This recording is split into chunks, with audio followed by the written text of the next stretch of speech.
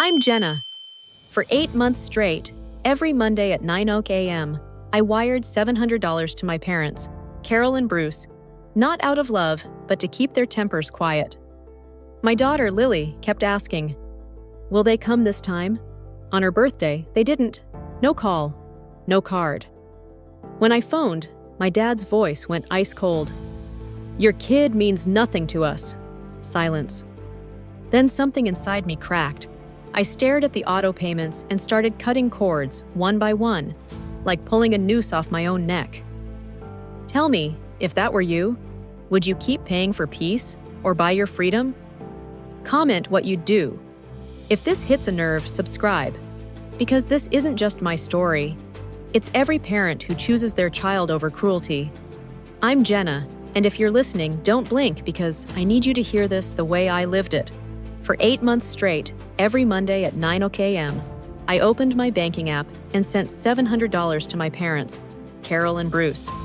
Not because they earned it, not because they loved me, because paying them felt like the only way to keep the ground from shaking under my daughter, Lily. It became ritual. You do it because the pain keeps something worse at bay. Every transfer ended with the same mercy. Payment sent.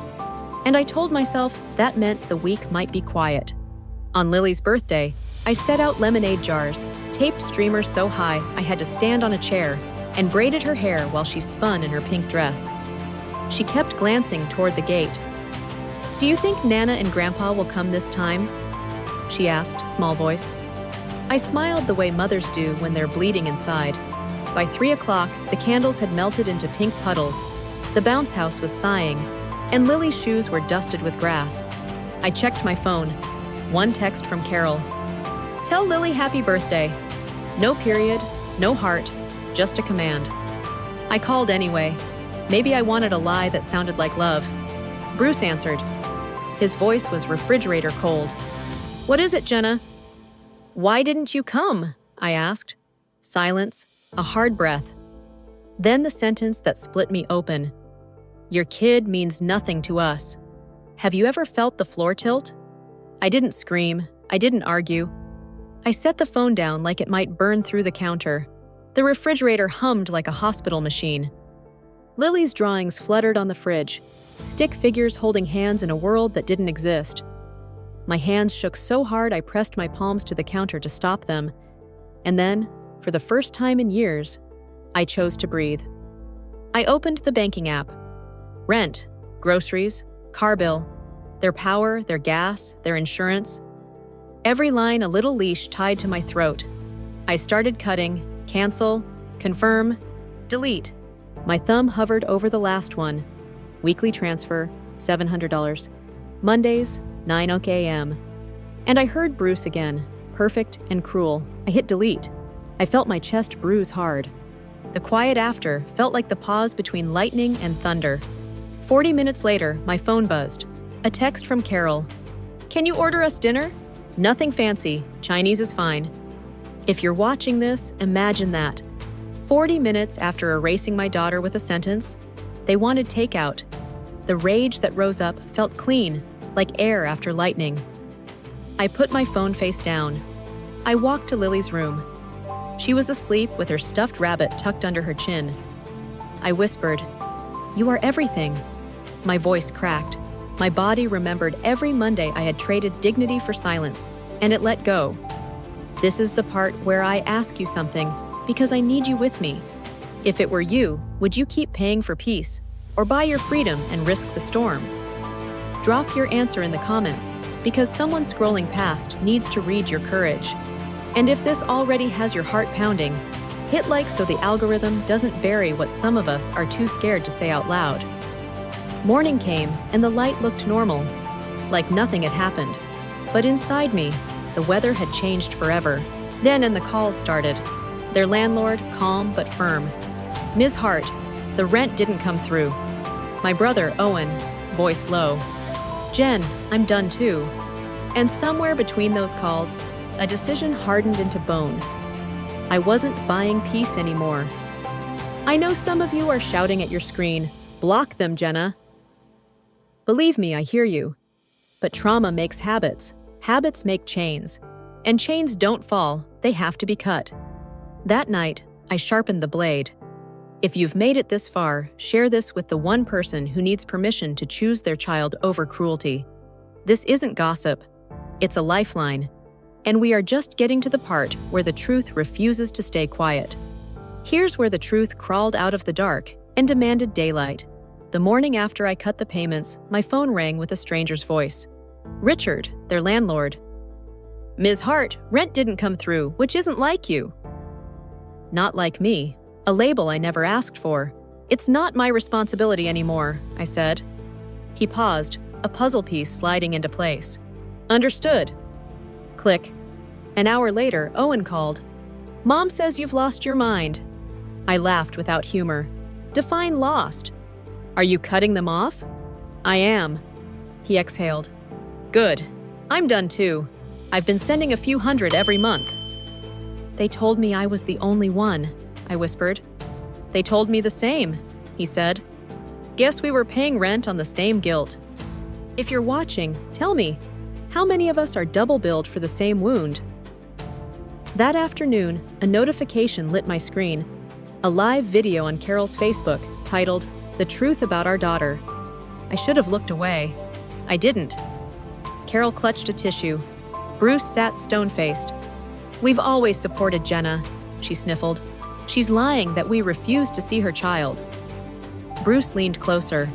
She's been forcing money on us. She needs help. Then he lifted a printed photo of Lily and said it again to the world. This child does not exist to us. My ears rang. My stomach flipped. I closed the video, then reopened it like there might be a version where he didn't say it. Messages poured in. Are you seeing this? Is that your dad? This can't be real.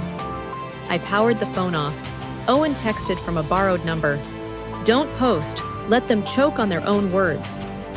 I obeyed. Silence has teeth. By evening, the video leapt from church friends to the town Facebook group. Praying hands emojis multiplied.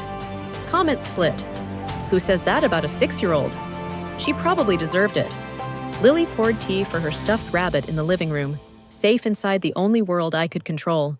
2 days later, my cousin Lauren called, buzzing. They crashed the family reunion. An hour after, new footage appeared.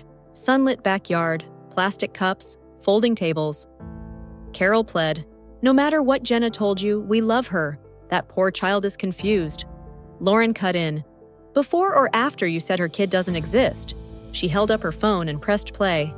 From that tiny speaker came Bruce's voice, unmistakable. Your kid means nothing to us. The yard inhaled. Uncle James stood. If that's how you treat your granddaughter, you don't belong here. No one argued. They left pale and silent. I replayed the clip 3 times, then laughed. Not cruel, just released. If you're still here, hit like. This is where consequences outrun excuses. By morning, Richard texted. They've been given 30 days to vacate. A slow sadness rose. Not for them, but for the years I financed the lie. The church pulled their photo. The prayer chain went quiet. DMs arrived. I grew up with parents like that. Thank you for saying no.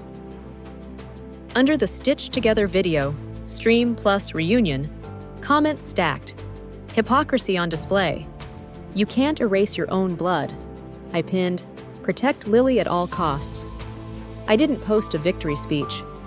I took Lily to the park. She drew stars with chalk and said, this one's for Uncle Owen. The air smelled like rain and dust. For the first time in a long time, breathing didn't feel like work. If you've been gaslit in public and told to be polite, drop a comment that says, not today.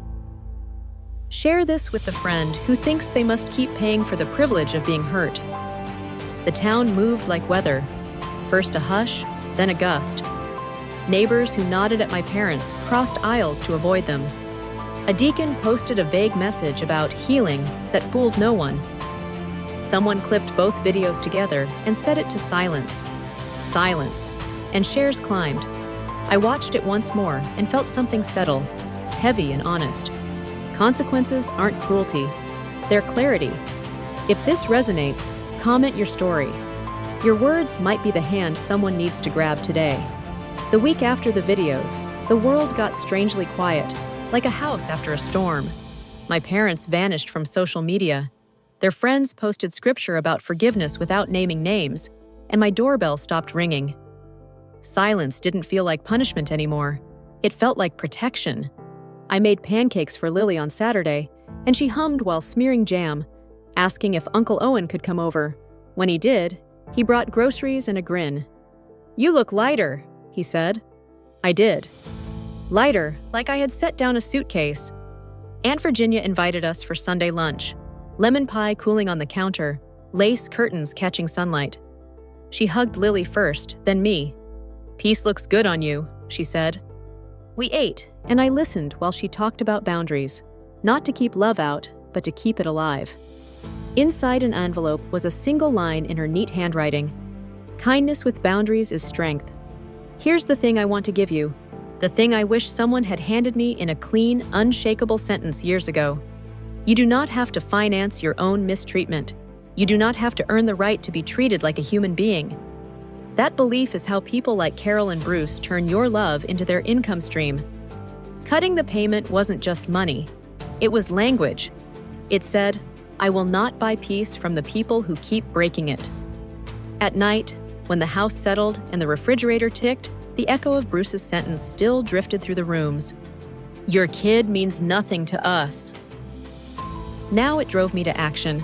I sat at the table and wrote a list titled Non-Negotiables. It started with Lily and went on. No more contact initiated by me. No more triangulation through relatives. No answering unknown numbers after midnight. No defending myself to people committed to misunderstanding me. The list wasn't angry, it was precise. The practical things follow when the emotional things click. I met with a counselor and said the sentence out loud, my hands steady. I stopped paying. She didn't flinch. We talked about how the nervous system learns to chase safety in unsafe people, and how to teach my body that quiet without danger isn't a trick. If that's you, if your stomach drops when your phone dings, tell me in the comments with a single word, learning. Lily asked the question I was bracing for at bedtime. "Mom, can Nana and Grandpa come next year?" I sat on the edge of the bed. "No, baby," I said. "They won't be coming anymore." She thought, then nodded. "That's okay. We can invite Uncle Owen instead." I smiled in the dim light. She turned over, hugged her rabbit, and slept like a child who trusted the walls to hold. There was no grand speech. There was me, paying my bills, showing up for Lily's recital, and not flinching when I drove past Carroll Street. Freedom wasn't fireworks. If you're watching and you've been waiting for a sign, maybe this is it. Share it forward. Drop your wisdom in the comments. Survivors build ladders for other survivors. A week later, Richard texted. "They turned in the keys." I stared at the message and felt a complicated quiet. Not a victory, a release. I walked outside with Lily and watched her draw a hopscotch in chalk. She jumped square to square, counting loud. I said a small thing to the sky. "Thank you." Choosing boundaries didn't make me bulletproof. Grief still knocks. Memories sting. But pain without permission is different than pain you schedule and call love.